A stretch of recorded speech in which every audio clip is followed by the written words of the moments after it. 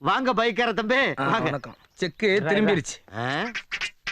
என்ன தம்பி நீங்க இத இப்படியே திருப்பி போட்டுற வேண்டியானே? இதுக்கு ஏன் பைக்க போட்டுக்கிட்டு வரீங்க?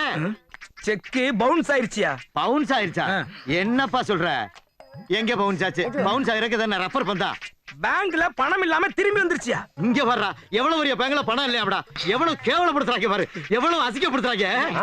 அப்ப நீங்க பேங்க் காரங்கிட்ட தான் கேட்கணும். யோ, பேங்க்ல பணம் இருக்குது, உன் அக்கவுண்ட்ல காசு இல்லையா? யார பாத்தியா அக்கவுண்ட் பேசிக்கிட்டு இருக்க? டேய், அரிசி கடையில அக்கவுண்ட் இருக்காடா? இல்லனே.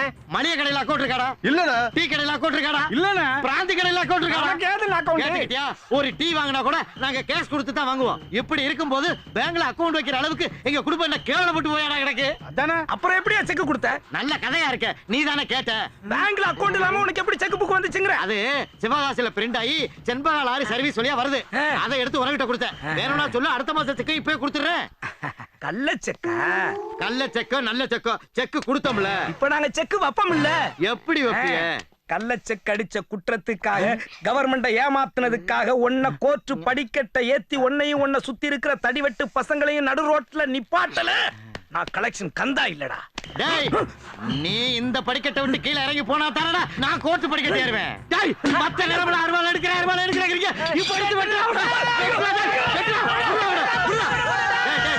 போயிட்டாடா, என்னைய தேய்ங்க.